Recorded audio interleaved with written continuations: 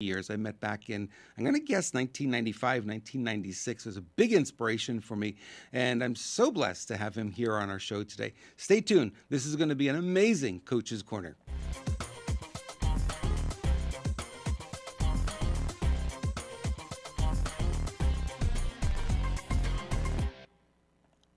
Hollywood. Ring a bell? Everyone likes Hollywood, right?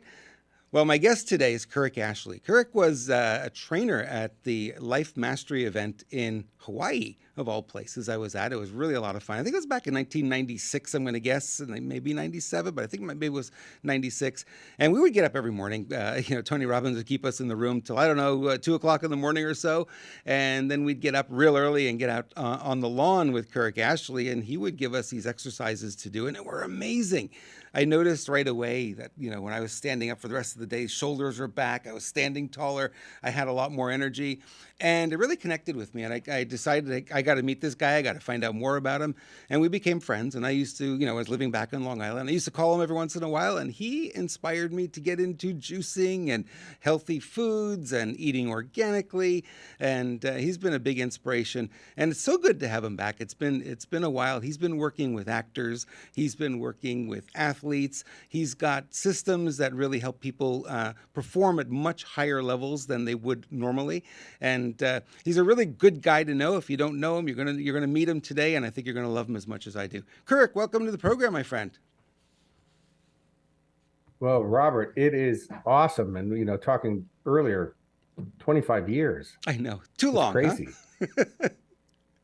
too just long. How quickly that 25 years passed. So, yeah. Well, we keep busy. We have a lot thanks of for stuff having going me. on.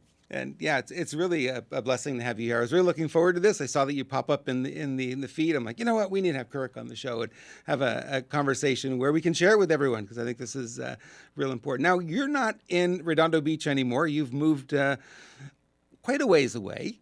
Tell us about that a little bit. Yeah, well, in 97, I was asked to come save a company's business here in Australia. And originally when I got here, they told me they sold children's educational products. And when I came here, they found out that they sold encyclopedias door to door. So they were kind of stretching that one a little bit. And so I trained all their sales teams, and, I was here for about a year, and they never paid me. And they left me stranded living in a sheep shearer shed down in New South Wales, which is a state. And so now I was homeless in 2 countries because I could at the same time. So I'm kind of like breaking a record because I couldn't even fly home to be homeless. I went through all my savings trying to stay afloat here. And the funny part is that I made it back to Brisbane, which is in Queensland, and it's where I knew a few people. And somebody had seen me speak about 8 months earlier and said, man, if you ever want to produce your live event, I would love to do that. I've never really done it before. I never really called the guy. Well, here I'm homeless, and I'm going through my belongings, and I find the guy's card, and I figured you might as well give him a call, make enough money to get yourself out of here. And so we decided to do a paid event. And so I started doing free events to promote that paid event. And at one free event, I asked, who here remembers the person who stood on the third box at the Olympics? And everybody rushed out to buy your book thinking, oh, gee, how'd you get third? And this woman stands up and she said, I was on the third box at the Olympics. And I said, ma'am, I wasn't. Whoa, you're a big girl too, I can see. I said, ma'am, I wasn't picking on you. I don't even know who you are. And she said, no. She said, I'm pissed off because everything you said today was true. My name's Natalie Cook. I won bronze at the Atlanta Olympics for beach volleyball. Will you take me to win gold at Sydney? And so for 2.5 years, I worked with the girls. And at September 25th at the 2000 Olympics in Sydney, we won the gold medals, beating the best team in the world, the Brazilians. And by then I fell in love with the country and have been here ever since. Wow. That is an amazing story. Whew. So tell us a little bit. It was a tough job, Robert. Yeah. 2 girls in bikinis and they on beaches around the world, and they paid me for it. You went from homeless to that. How did you do that one? It's a great story. Well, it wasn't a bad job. No, not at all. What are you doing these days? Well, I'm still coaching, and I do speaking engagements around the world. I'm the author of the #1 best-selling book, How Would Love Respond, which I'm very proud of. It's been a bestseller now for 11 years. I'm busy writing another book, which is going to be turned into a movie in Hollywood. They're doing a documentary right now on me for Netflix. So, I always stay busy. There's always something going on. So good that you have so many projects going on. I really love that about you. You've never been one to sit on your laurels and wait for things to happen. You go out there and make them happen. So let's Well, Robert, life travels really fast. it does. It And, does. I believe the purpose of life, number one, is to enjoy it. And the second one is to examine as many awesome experiences you can get in before the ride's over. And, in 1989, I was doing a Chuck Norris film where I was involved in a helicopter crash where five of my friends died. And, my friend was 29 years old when he died in my arms. He was on fire when I pulled him out of the wreck. And so every moment since then, it's been like living on borrowed time, is to make sure you jam in as much as you can before the ride's over. And that's how my life has become what it is. And it's an inspiration to so many as well. So really appreciate seeing you do that and having that attitude because it really is infectious to a lot of people. Will see that and they'll go, maybe I should be doing more. What am I doing with my life? And yeah, absolutely great. So let's get Hmm. into this idea I have here on the screen. It says the Transformer. That's kind of your moniker these days. Tell me a little bit about that and what you do with that. Well, I'll tell you, Robert, that came from Steve McLaughlin. He produced the movie I, Robot with Will Smith and a guy named Marty Weiss, who's a writer for Disney. And they contacted me because Marty's obviously Jewish, lives in Beverly Hills. He's a very successful writer for film industry. And his daughter, who was 14 years old at the time, came home one day with a Mexican accent, and he thought it was all very funny and whatever, but then it kept going on, and then her behavior was really going south, and to the point, and he's trying all these different ways to connect with her and discipline her and whatever, he could become her friend, more of a friend. Anyways, it kept getting worse and worse until finally she ran away. And he was trying to figure out where she is, went through her room, found her journal, and she has joined a Mexican gang. Mm. And that they had a hit out on his life and were going to take all his stuff and the rest of those things.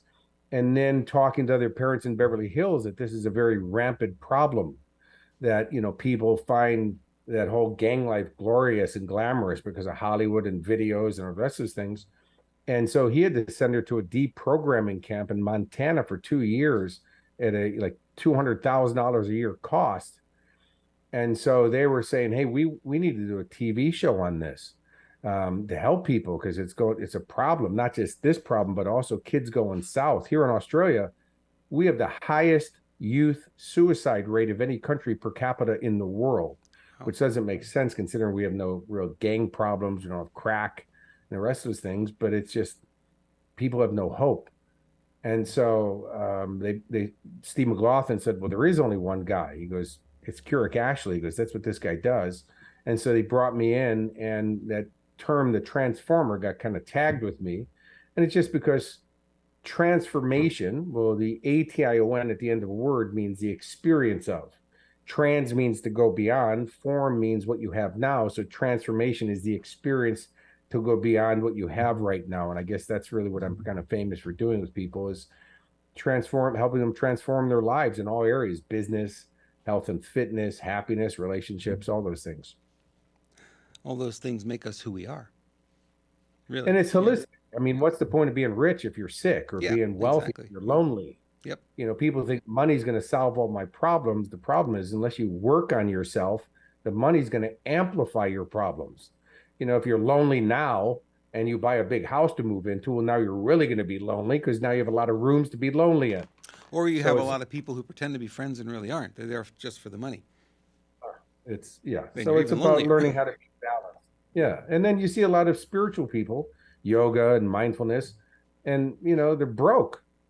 Yeah. Well, every issue we have in this lifetime is a self-love issue. If you really loved yourself, would you allow yourself to stay poor? Or would you, inject drugs into your system, or be an alcoholic, or let people abuse you in a relationship? Of course not, because that's not how love responds. So it's really about amplifying our own self-love, because whatever we're filled with, we're going to spread to everyone around us. That's really great advice. It's like you're making me think now. I'm like, yeah, where does that show up in my world? I'm sure a lot of people are listening to this and feeling the same way. So, give us a story or two of some of the people you've worked with and some of the transformations. Obviously, not by name, but some idea of some of the people that you've worked with and how you've taken them from where they were to where they are today. The volleyball team was quite impressive. I mean, how could you beat the top team in the world, right? Yeah, well, there was about 20 years ago, I was contacted by a bunch of different emails from a bunch of different people. These emails were coming into my office, and they were all asking me to help this one person named Joe in New Zealand. I've never met the person before. I believe she came to one of my programs when I was speaking there, but I don't know everybody in the audience personally. And they kept asking me to help her. And so I asked my staff to send me the emails. And I looked at them and I'm trying to, I could see some pattern in it. I realized it's actually this person and that this woman's a schizophrenic. And so I found out that she was diagnosed with 7 personalities. She's, a real schizophrenic. And so I wrote each one of the personalities and said, look, this is the client coach confidentiality thing. I can only work with her. So just have her contact me. And so my wife at the time came, it was about 5 o'clock at night, 6 o'clock at night. And she comes and she's like kind of white as a ghost. And she said, she's on the phone. And I said, who? And she goes, Joe. And I go, okay, just put it through to my office. And so she asked me, what are you going to do? And I said, I got no idea, but I will tell you, I will not leave my office until she's one harmonized human being. And 5.5 hours later, Robert, I came out of my office and she's one harmonized human being and has been. And I just heard from her recently. It's 20 years later. And she's got a job. She's got friends. She's in martial arts. She's in a network marketing business, all these things that she had no life before. And she's one harmonized human being. 2 years ago, I just worked with a gentleman here in Australia and helped him cure himself of Tourette syndrome. And he had really aggressive Tourette's, and now he has none. A gentleman the same year had really aggressive cancer, like a 30% chance of survival, and cured himself in like 4 months. Businesses that, there's a organic little fruit shack run by some hippies. They were in it for 25 years. Worked with them, and 6 months later, they were doing $22 million a year with a 14% profit. So, but it's tactical. This is not about me. It's a formula. And I just plug kind of people into the formula and work on those different components. And that's why you get real transformation.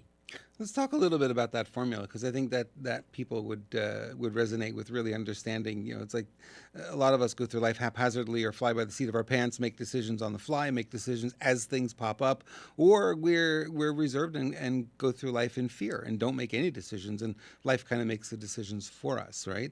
And then we go, well, life kind of sucks. Well, it sucks because the decisions you've made or the decisions you failed to make along the way, right? Absolutely. And so the strategy for decision making, because first, Robert, it's funny, you get like 5 of your friends together, you're playing cards, and you go, you hungry? I'm hungry, hungry, hungry. Everybody's hungry. Where do you want to eat? I don't know. Where do you want to eat? I don't know. Where do you want to eat? Somebody says pizza. Oh, thank God somebody made a decision. Right. And then one guy goes, pizza, I'm trying to lose some weight. Okay, where do you want to eat? I don't know. Where do you want to eat? So they can even decide where to eat. The thing is that we need to think to create, right? Creative thinking, but we need to feel to decide. And so I always say is get yourself in a good emotional place because you never want to make decisions from a bad emotional place because you'll always pay for that decision. But get yourself in a good emotional place and then ask yourself, how do I feel about this? And that's your spirit you're really talking to. And your spirit has never done us wrong. That's why we've always had those feelings. Then we think our way past that. Like, oh, well, maybe the money's good or that. And then later on, you're slapping yourself in the forehead going, why didn't I just listen to myself? Mm-hmm. We're talking about our spirit again. So when you feel your decision, you'll always make the correct decision. And you just, so I make all my decisions. There's times I'm offered a lot of money for deals or whatever, and something just doesn't feel right. And I go, not for me. Thank you. And even if that deal makes a lot of money for somebody else, to me, it still wasn't my deal. So I always live with my decisions that way. Not making a decision, though, is gonna a decision will be made on you then, and you're probably always going to be disappointed with the results that come from that.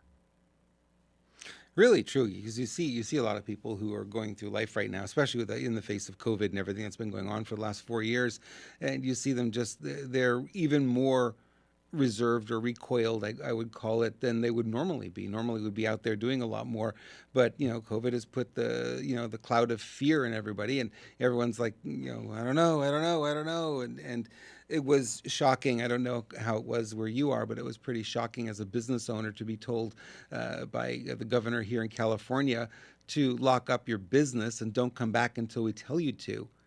It was a shock to the system, because you go, wait a minute, I can't do my business, I can't run my business. My business is helping people out of those situations, helping them through the fear, and I can't come here to do that. So it was a wake up call for a lot of people, and I think for some it woke them up. For me, it certainly did. I have a newfound energy that I didn't have before, a new direction, new everything. But for a lot of other people, it had the opposite impact. It had people who are, refusing to get out of bed, refusing to take that next step forward, refusing to do anything, because this fear really affected them and impacted them emotionally. How would you help somebody in that kind of situation? Well, Robert, the funny thing is my business, I'm a public speaker, Hmm. so yeah, it definitely affected my business. Yeah. Let's take the emotion and all the story off of this.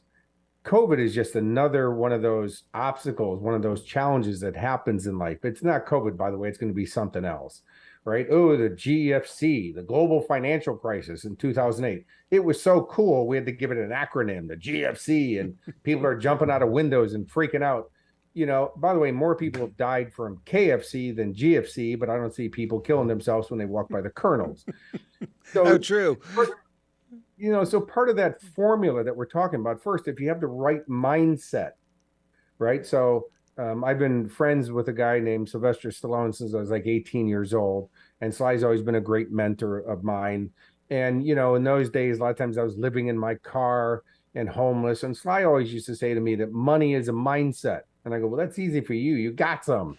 And he goes, Kurek, that's where you're falling down. Once you have the right mindset, it will only be a matter of time that your results will catch up with your mindset. And last time I had lunch with Sly in Beverly Hills just before COVID, because I was on stage here in Sydney with Arnold Schwarzenegger, and Sly found out about it a couple months before I was on stage and had me come and had Arnold Schwarzenegger at the table. But as soon as I walked in the restaurant, Sly looked at me and goes, "Finally got that mindset right, huh, Kurek?" And I go, "Oh, that's funny, Sly." And I go, "You remember that?" And he goes, "Oh no, you were funny. You were so insistent on keeping so it's a mindset. And then the next thing is develop some new skill sets, right? So in the formula that I'm talking about, the first thing we have to do is reinvent ourselves, because the world's always changing anyways. COVID just kind of was like this, lump sum of a quick transformation of what's going on in the world. But, imagine the people who are still selling records when CDs came in, or still had a blockbuster video store when streaming was coming in. The people were hanging on to it. So this is always going on. So we have to reinvent ourselves. Now, by the way, having that mindset and developing new skill sets, as you see, that is how you reinvent yourself. So for myself and my business, I had to learn how to be better at doing online things and those kinds of processes. I still did get three of my live workshops in between lockdowns and those things. One of them we had to return like 25 tickets because here in Australia in those days you couldn't travel interstate, those kinds of things, but you deal with it. So you got to reinvent yourself. And the next thing is that successful people, we set grand dream goals. So we don't set small, piddly goals. We set grand dream goals, because grand dream goals are the goals that give you the most amount of joy to experience. So they don't have to be big. They don't have to be expensive. They can be, but that's not the criteria. It's the grand dream goals that force us into growth, because you're going to have to reinvent yourself to achieve those grand dream goals. So that means you're going to have to learn new strategies, ask better questions, ask for help, those things. But once you grow in that area, you'll never shrink back to your original version. It's interesting that our school system We went through regular school, public school, Catholic school, that kind of thing. Teach nothing about this. Teach nothing about using emotions, nothing about mindset, nothing about belief systems, nothing about any of that stuff. They just stick to what they call the fundamentals, which don't prepare you for life, right? And then we come out, it's Yes, like, well, we're meant to be adults who are supposed to be, productive members of society, but we're a mess, and we can't achieve at a higher level because we've never been trained. And I always make sure that people understand that it's not necessarily their fault. They were put into a system that was designed so that they fail, right? that's correct. They don't want you to think, because if you think, you'll change your situation. Most people would rather die than think. Yet, you have to become a free thinker. And, so there's two groups on the planet. It's a pyramid. So on the top of the pyramid is called the minority. The bottom of the pyramid is the majority. Why is the bottom? Well, because it takes more room to house more people. Right down here. Now, if you think about the majority for a moment, 3% of the population writes down their goals every year. That means 97% don't even have any goals. Now, people might say, "Now, wait a minute. Just because I don't write them down doesn't mean I don't have them." Well, actually, it does, because the first step to having goals is to write them down, because you're taking them from the formless, the thought, into the form, not in the world. That's the hardest part of it, by the way, right there, is getting from the formless into the form. So 97% of the population don't have any goals. 60% of all marriages are ending in divorce, only to get married again, to get divorced again. Obesity is now at 70%. That's the majority, right?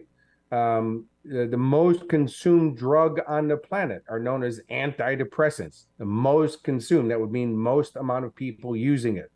So that's the majority. The minority, well, we don't think like the masses, we don't act like the masses, and we produce the result the masses don't get. And it's the minority that changes the world. It's the majority that waits for it to be changed. It's known as victim mentality. And so we have to be a free thinker to change groups, just like everybody else. Yes, I went to the public school system. My dad's number one line he used to say was, first he used to call me lazy, because, Kurek, you want to get anywhere in life, you got to work hard. Well, my dad, Mr. Integrity, he's my hero. I'm his only child. My dad worked hard his whole life, and the only thing he got for it was a hard life, because whatever you plant is what you grow. Later on in his life, when he got cancer and, he was close to the end of his life, he said, "You know what? I should listen to you. You seem like you have a lot more fun. You've made way more money, and you've enjoyed the process." He goes, "I always thought you were lazy." And I said, "Dad, what you labeled as lazy was me saying I want to live my life happy and enjoying right now, because you never know when it's over. And if you want to make God laugh, tell him your plans. It doesn't go to plan." Most people, when they say, "I'm going to enjoy it one day, someday," they die right before that day. How true. How true. Yeah, it's interesting that when somebody's in the public school system and they come out of that, they're taught to memorize and repeat, right? That's how you pass the courses. You memorize the content, and then you repeat back what you've learned in the final exam. And you see that today in the media. People will, you can always tell when they talk about current events. You can always tell where they're getting their news from, right? Because they're just repeating what they hear, using the same vernacular, the same words, the same everything. And the piece that's missing is the analytical part. It's take it in, yes, but don't just repeat it, spit it out. You got to process it. Does it make sense? Is it logical? Is there a piece missing? Do I have the whole story, right? You start asking all those questions. We weren't taught that. We weren't taught how to analyze. Some of us are very analytical. I'm very analytical. I'm sure you are as well. And, we've had, that was kind of a gift because we didn't get that in school. And, I think, you're probably like I am, chronically unemployable, right? As entrepreneurs and outside the box thinkers. Nobody wants to have that on their team. We're the wrong kind of person for that role.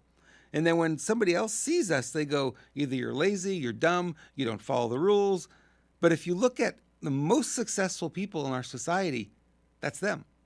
They don't follow the rules. They break out and they do things differently. They do it their own way.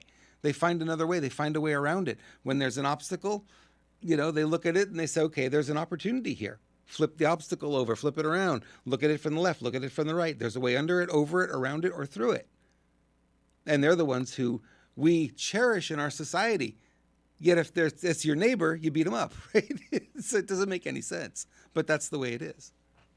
Well, Robert, that's why they say it's lonely at the top, Yeah, because we can't hang out with the masses. By the way, Wallace D. Wattles, who wrote the book The Science of Getting Rich, he right. said you can't hang out with poor people. He said don't go give charity.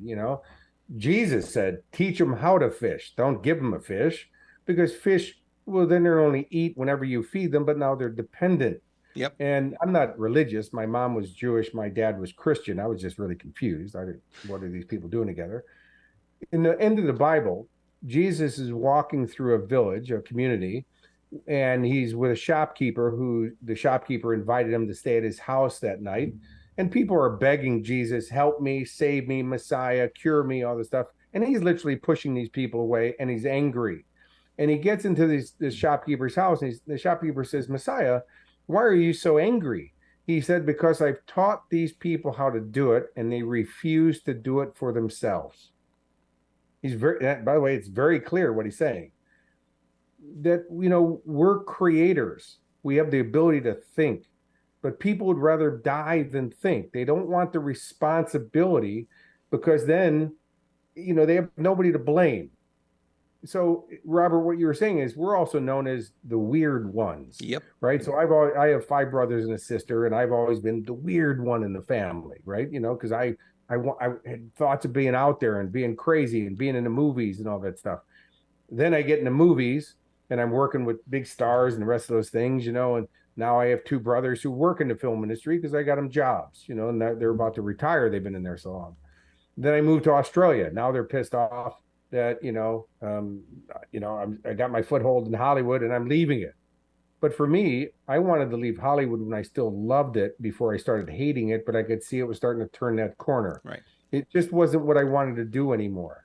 And so I reinvented myself again. But we are the weird ones until, but if you look at the first commercial for Apple, it was here's to the crazy ones. And it was Einstein, it was Edison, it was Gandhi, it was Martin Luther King.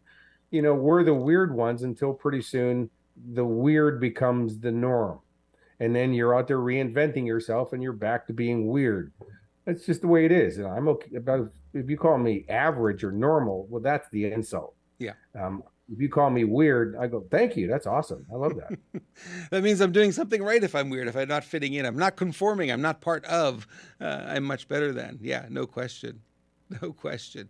Yeah, this is really good. I really love the being able to think, and it's not that people so much are lazy. I think a lot of people would like to know how to do this, but they haven't been trained. And it's like looking at Greek on the wall for the very first time. If you haven't been taught how to read it, you ignore it because it doesn't make any sense.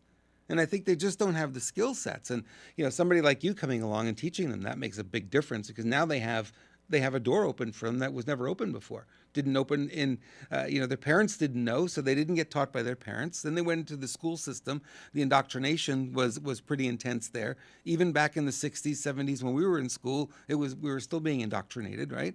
And it's more intense now than it had been. And then they come out of that and they still don't have any exposure to it. Then they go into, the job force, the workforce. And they're taught by teachers who never left the system. People don't realize this. A teacher goes to school, kindergarten, all the way up to their PhD, and the moment they graduate, what do? They make a U-turn, go right back into the school. They've never been out in the real world. They've only been in academia.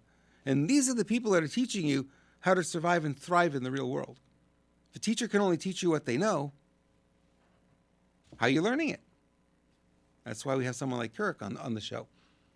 That's why we have to change our questions. See, because the quality of our life is determined by the quality of our communication, and the quality of first how we communicate with ourselves, and then how we communicate with others. But you're not going to communicate differently with others until you start communicating differently with yourself. Then the quality of our communication, Robert, and you hit the nail on the head, is from the quality of questions that we ask. And so we have to learn how to ask better questions, like why questions. Why did this happen? Why did they do this to me? Is always going to be a disempowering question because the answer is going to just make you feel bad and keep you where you are. So if you watch Jerry Springer, the funny thing is Tony Robbins had a TV show on it, lasted 2 episodes, was canceled because Tony was trying to help people. And Jerry Springer's been on 25 years. And if you see Jerry Springer, now Jerry doesn't even, I've met Jerry before, he doesn't even know what the show's about until he walks out and reads the card because why would he? Like who cares? Like what research does he do? And he lifts up his glasses and you see him do one of those, like, okay. And the person says, honey, I love you. I would never hurt you, but now but erases everything that comes before the word but. So basically you just said is I don't love you and I'm about to hurt you on international TV, but I've been cheating on you with, your dad, your brother, your dog, your sheep, whatever that is, And then the person says, why? Why would you do that to me? Now, here's some of the answers. I'm gay, you're gay, I don't like you, never, sex was always bad, I like your father, I'm into sheep, I was drunk. Now, which one of those answers makes you feel good? Well, none of them, they all make you feel worse. Instead, if you just ask yourself, okay, what am I going to do with this information that's going to make my life even better? Well, for me, I would say, Jared, thanks for, pointing this out for me. Have a great day. And I'd get up and walk away. That's not good TV, obviously. Right. Yet the thing is that, I've taught myself how to ask questions that are only focused on the outcomes that I want to achieve and nothing else. And why is always a disempowering question. Now, people say, but what if it's my why for why I'm doing something? Well, that's about your purpose. That's a whole different kind of why question. But when we're asking why, and then people kind of disguise the why question. So, what was their intention behind that? It's still a why question. Instead, focus on the outcome because we don't even need to know the past. We don't need to know the problem because, by the way, the why question, you might not even get the real answer. And now you're trying to solve something that's not even the real answer. If you just ask for outcomes, you'll get the answer, take the action in those, and your life changes. It's so true. Why question? I think I remember Tony Robbins talking about this. It's like there's an infinite number of whys, right? You can never get to the end of that list. That list can be as long, and you're right. It's disempowering. It's also confusing because you never know which one it might actually be. So it doesn't help at all every time you ask the why question. And we have this desire to know, right? We have this desire to understand and analyze and all the rest of that. Sometimes that's disempowering too. It's our ego, Yeah. ego, edging God out. When we buy into our ego, it gets us into all kinds of trouble. Now, the ego has a value to it. You got to remember, is everything in the universe has a positive intention attached to it. It's trying to get us to evolve. It's just that for a lot of these things, people turn the volume up so loud on it, and then it's disempowering. So there was a doctor, a scientist, I forget the guy's name off the bat, but he said that everything is good and bad. It just depends on at what percentage is it in your life. So here in Australia, obviously we have a lot of eucalyptus trees because the koala bears love them. Now, eucalyptus oil, if you drink it, it will kill you. But if you put eucalyptus in a diffuser, it will clear your bronchioles. So you see at a different percentage, one of them's good for you, one of them's bad for you. And so when we turn our ego up, it definitely gets us in trouble. It has a value. It's important that we do love ourselves and that we do have self-certainty and certainly self-acceptance. Because I ask audiences all the time, who here has ever done anything bad? And I said, for the people who aren't raising your hand, lying is bad. We've all done inappropriate things, but the creator gave us the ability to choose. Now, if that was wrong, why did the creator make us that way when the creator could have made us perfect? And if we weren't, why didn't the creator just change it? What, he stopped creating? He took a vacation? I mean, evolution is happening everywhere else in the universe. Why wouldn't we just evolve? Because that is our evolution.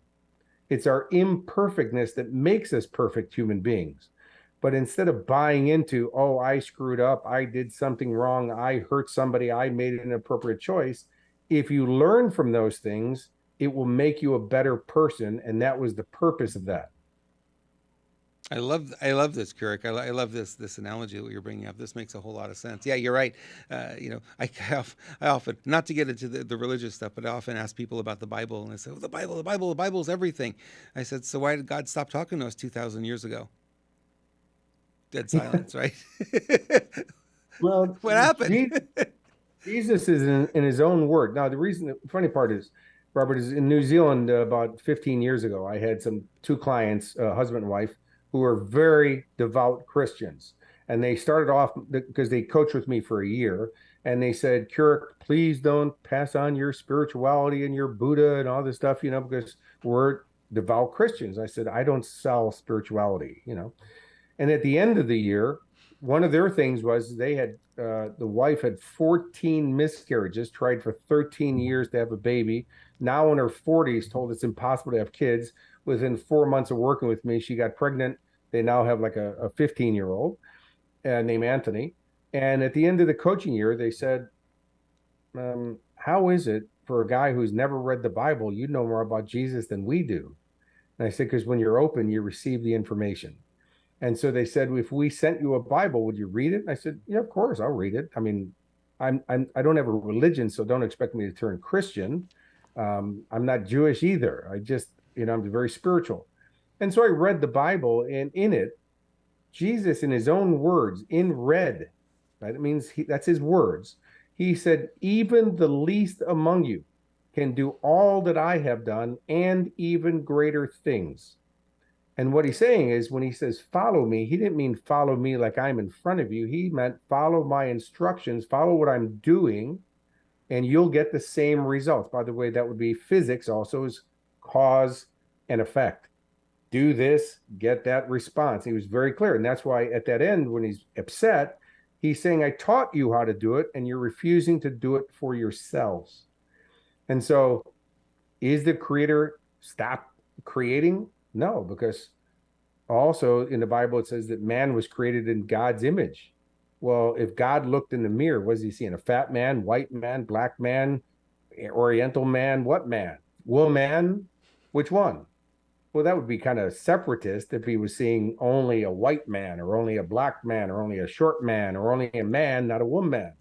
Well, if the creator looked in the mirror, if we could personify this, the creator would see the creator.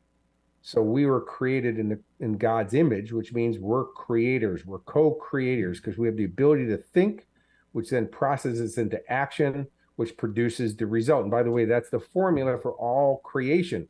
Anything that's on this planet that man has created started as an idea, that idea got put into an action, and the action produced a result.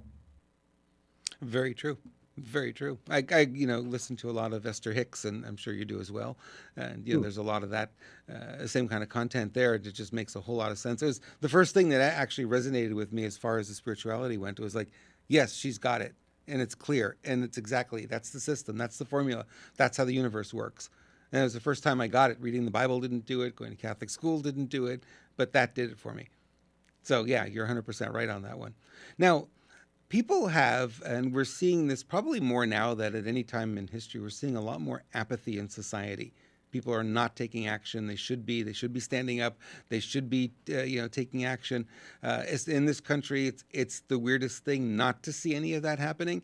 We see it in other countries. People are stepping up and saying, "No, this is not what we want anymore," and they're pushing back. United States flatlining. We're not seeing anything. What are some of your thoughts on that? The only way we can ever help people become happy, healthy, wealthy, and successful is for us to be happy, healthy, wealthy, and successful first. And as I said earlier, Robert, whatever we're filled with, we're going to spread to everyone around us. So if you're filled with fear, you're filled with scarcity, you're filled with being pissed off, those people certainly spread it. If you're filled with happiness, if you're filled with love, if you're filled with abundance, you'll spread it. And so it's not only our birthright to have everything we want, it's also our obligation, because if we're not part of the solution, we are definitely part of the problem. One of those laws of physics, by the way, everything I teach is based in those laws so that it works for everybody. There's no limitations. It's not prejudiced. It's not biased. It's not racist. It's not for special people or lucky people. It's cause and effect. And one of those laws is called the law of polarity. that says everything has to have polar opposite sides in order for it to exist. So that means you can't have a top without a bottom. You can't have a right without a left. You can't have an inside without an outside. It also means that all of our problems have to have solutions. And it also means is that any disease that's on the planet, there has to be a natural cure for it, because the law of polarity says that. And so if we're not going to be part of the solution, we are automatically part of the problem. There is no such thing as a neutral. You'll notice there's two terminals on a car battery. One's positive, one's negative. Now, the positive is represented by the plus sign. Plus sign in mathematics means adds to, adding more power to, empowering, adding power to. Negative means takes away. Now, isn't it funny? But there's no neutral terminal. So if we're not one, by default, we're being the other. And so just by us being that person and being that person consistently, and if you want your limitations in life, you keep defending them. So instead of me, I don't get in conversations with people where I got to defend myself. I just act consistently and congruently with who I am. And then I have people from all over the world sign up for coaching with me or buy my book, and they go, I don't even know what the hell you sell. I just want that. I want to be happy. I want to be fit and healthy. By the way, Robert, just to let you know, is today, if I participated in time, today would have been my 62nd rotation around the sun, right? I still got abs. I'm still rocked out. You know, Sly's 77 this year. He's still got guns. Arnold's 74 this year. He's rocked out. They're redefining what getting older is all about. And then my thing with all those people is if they can do it, I can do it. And if nobody else is doing it, I'm going to be the first one with it. And so it's just about holding true to that. But, you know, even Martin Luther King, I saw a documentary on him recently. He had anxiety.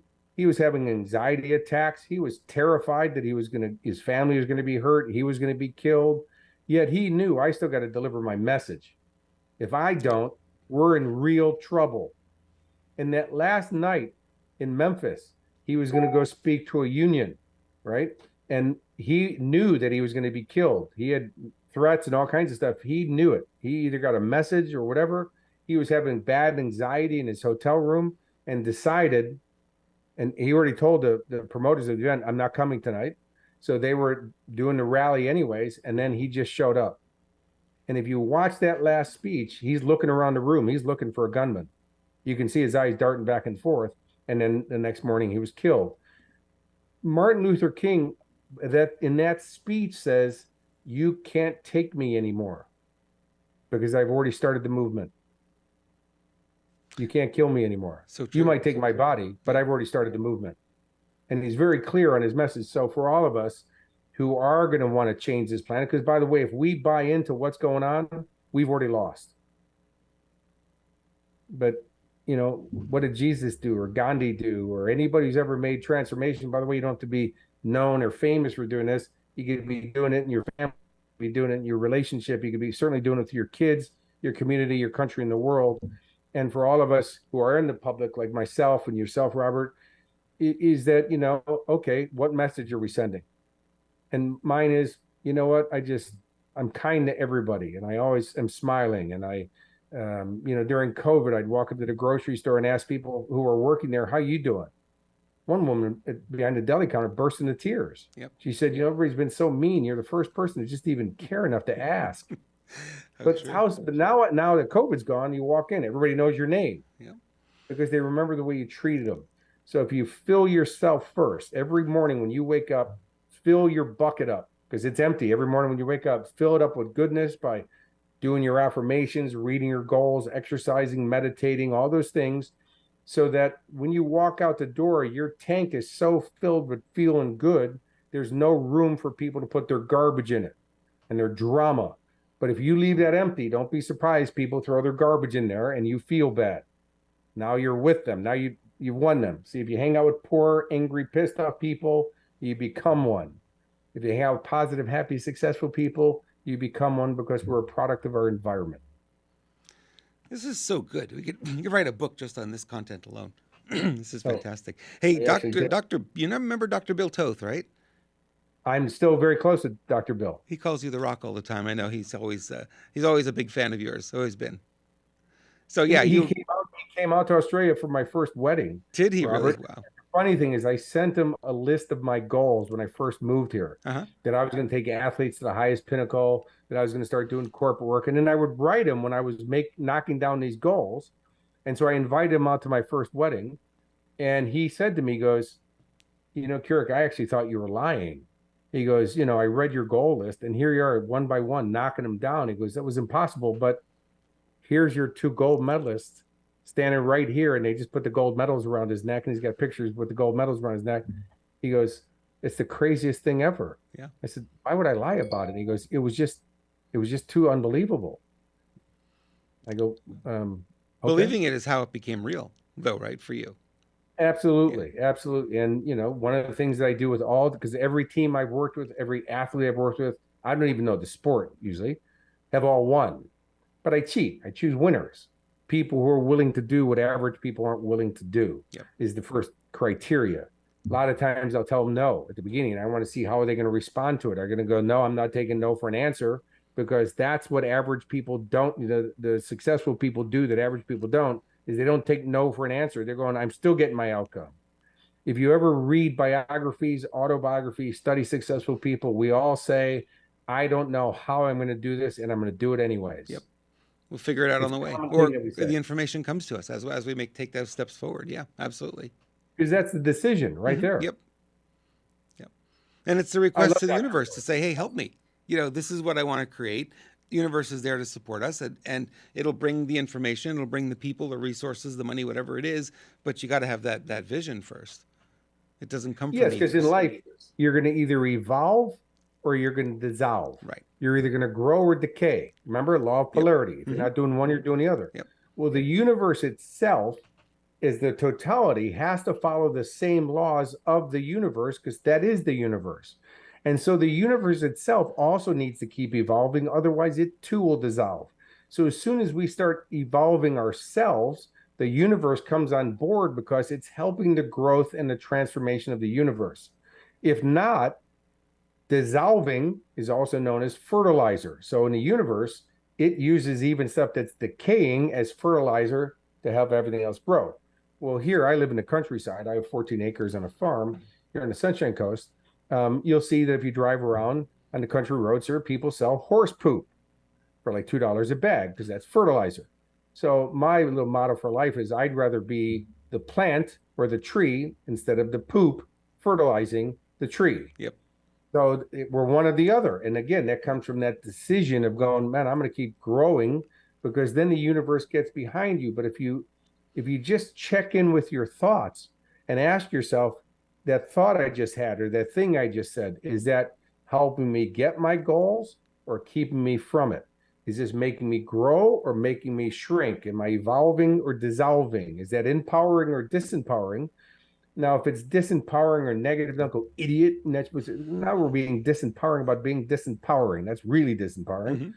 Instead, go, man, I'm so proud of myself that I caught it. That's awesome. Now you're teaching yourself to become more aware. Then make the changes. Celebrate that, because then we're teaching ourselves how to make changes. Then when you create the change, celebrate that. And what we're doing is we're just creating a new system, because positive reinforcement is how all intelligent mammals truly learn and make transformation. So true. So true. Kurek, on your website, you're giving away a free book. Tell us a little bit about that. And well, on the website, I have a bunch of free things now because by the way, we're moving it over to another platform, Robert. I just noticed myself. So I have a brand new program called Stop What's Stopping You, which is about procrastination. It's a 3-part masterclass. One of my favorite programs that I give away is called Get Out of Your Bad Mood. And it's very pertinent to what we were talking about, because for me, any mood that we're in that doesn't support your happiness and your success is deemed as a bad mood. And here's the best part of that, Robert, is that the key distinction, there it is again, that little bit between successful people, or that minority, and the masses, is that we all go through the same stuff. Everybody's got fear. Everybody's got doubt. Everybody's got insecurity. Everybody went through COVID or the global financial crisis. Successful people, though, We learn how to manage how we think and feel differently about those situations, which then means we can act differently about it, which is going to produce a different result. And so the get out of your bad mood, it's again, it's all these are real programs. My criteria is always, it's so good, I get a charge for that. And they're never big sales events for me. That's not what I do. My thing's about adding value to people. Money's easy because money is the byproduct of adding value. It's the seed. If you add, instead of asking my business, how am I going to make more money this year? I'm always asking, how can I add more value to more people? And the money just kind of shows up. It's easy that way. And so there's free programs. And then you get on my database and you'll get alerted to the webinars we do and other trainings and the rest of those things. And all my online stuff, none of it's big sales events. Outstanding. This was a lot of fun. I really appreciate having you here today, and we'll send people to your website, KurekAshley.com. Kurek is amazing, as you've just learned, and he's got a lot to share. Get on his website, go find out the other things that he's got available there. Get on his mailing list so you keep in touch with what he's up to and where he is. And I hear he's coming stateside not too long in the future. True? I am. Yeah, I have looks like 2 events coming up in Vegas, and we're putting some more on the boards. Also, Robert, love to come visit in San Diego and be live in the studio with you, Yep. because Anytime. what a great looking set you have, man. Thank you. And just give you a hug after all these years. It's been way too long. It's been way too long. Here's the set. You can see the larger shot of it. Wow, that's awesome. That's full on.